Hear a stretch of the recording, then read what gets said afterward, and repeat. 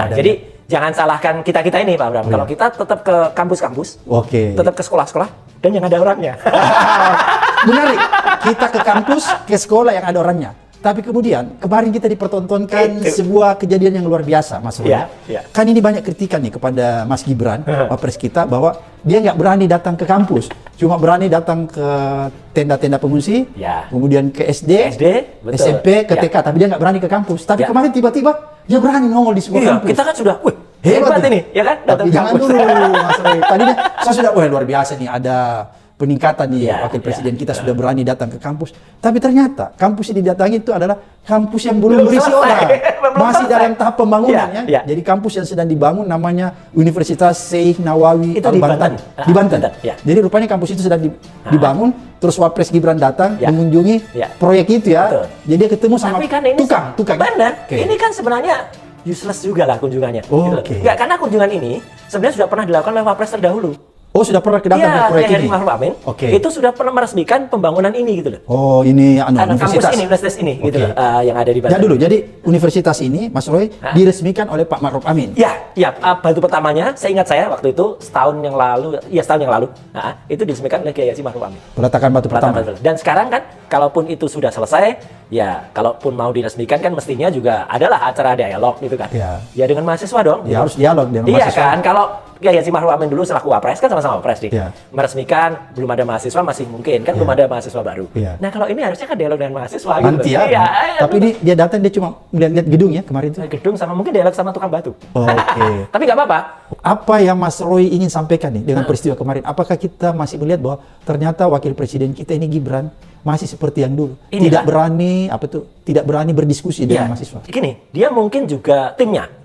Saya yakin timnya itu mungkin juga gerah atau mungkin resah dengan kritikan-kritikan kita gitu ya. Kan selama ini kalau dia kunjungan tuh hanya berani ke sekolah aja SD.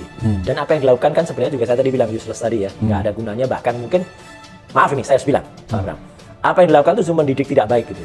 Satu, karena kalau dia dulu masih bagi-bagi susu. Itu masih oke. Tapi pun susunya kan juga bukan susu asli Indonesia. Susu impor itu.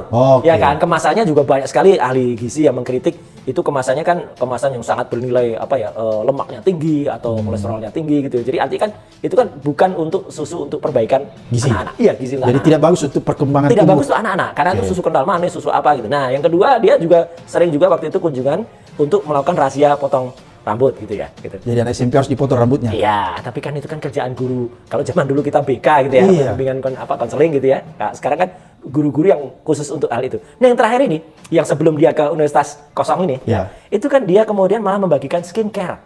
Di mana itu, Mas? Banyak SD dia bagikan skincare. Itu apa itu skincare? Nah, ini apa relevansinya terhadap dunia pendidikan itu, skincare? ketika dia ditanya, dia jawabannya ya kalau anak-anak itu halus, itu kan belajarnya bisa lebih lancar gitu. Aduh, saya bilang masuk akal nggak itu jawabannya? Sangat tidak masuk akal gitu loh. Orang ini gimana sih gitu jalan pikirannya? Jadi skincare itu tidak ada hubungannya dengan... Ya, gini, anak dalam usia pertumbuhan, ya, Pak Abraham, semua orang juga tahu dan saya juga hanya membaca referensi aja. Itu kan sebenarnya memang selalu mengalami kalau dia misalnya masih dalam hormonnya tubuh atau dia lagi puber pertama ya. Timbul jerawat. Pasti gitu loh. Jadi nggak usah jerawat itu kemudian dilakukan pengobatan kayak yang anak-anak sekarang pengen glowing. Itu kan malah mendidik yang kurang bagus gitu loh. Dia tidak menghargai natural yang ada di yang diberikan oleh Tuhan Yang Maha Kuasa, oleh Allah Subhanahu wa taala untuk kita. Kan pasti ada. Ganti kulit itu kan pasti juga ada. Jadi kalau dia begitu dia mengajari anak-anak untuk hidup hedon ya. Betul. Kalau hidup hedon, kemudian kan perlu kita pertanyakan skincare-nya ini siapa gitu. Masa sekelas Wapres ya si Fu Fafa ini itu, saya sudah lupa namanya ya, Fu Fafa aja deh gitu. Itu malah membagi-bagikan kayak sales produk gitu. Makanya kemarin ketika ke universitas yang ada di Banten ini, kita juga sempat berpikir mau membagikan apa ya gitu. Ternyata memang gedungnya baru dibangun gitu kan gitu. Belum ada mahasiswanya. Belum ada mahasiswanya gitu. Kita tunggu. Itu kira-kira apa sih maksudnya datang ke situ? Ya kan gini. Kan dari mahasiswa aja. Dan itu juga sudah dilakukan oleh Pak Ma'ruf Amin. Beda kalau misalnya peresmian telah selesai. Itu manfaatkan bagaimana netizen kebanyakan mostly itu hanya membaca judul berita. Oh. Jadi dia tidak membaca teksnya. Oke, nggak Ya, membaca kalau isinya. judulnya kan berarti kan sudah ada Wapres mengunjungi universitas. Oh. Wah, jadi kan Dari segi pencitraan aja. dari segi pencitraan aja gitu, bahkan banyak yang di clickbait istilahnya. Oke. Ya gitu, beritanya itu diheboh-hebohkan. Kayak ada di berita di dulu websitenya Setwapres atau wapres.go.id. Itu kan dulu juga banyak melebih-lebihkan. Contohnya, Oke. ketika dia ke Menteng Pulo waktu itu, ke Menteng Wadas itu ya, waktu sidak LPG Oke. 3 kilogram. Itu kita lihat betul videonya, sampai saya cari betul video detailnya, dan akhirnya ketemu video resmi loh ini ya, dari unggahannya Setwapres. Dia sama sekali nggak melakukan apa-apa gitu. Bahkan ketika dia mau dialog gitu ya, itu dialognya dengan si pemilik toko atau gerai LPG 3 kilo, itu sama sekali nggak bermutu isinya, hanya apa-apa terus waktu itu ya udah nanti kalau ada apa-apa hubungi saya gitu aja. Nah, tapi itu pun nggak nyambung gitu loh. Banyak diantara itu video itu yang kemudian isinya adalah orang-orang yang cuek. Ada bapak-bapak yang lewat depannya sama sekali nggak memperdulikan, kayak yang banjir kemarin.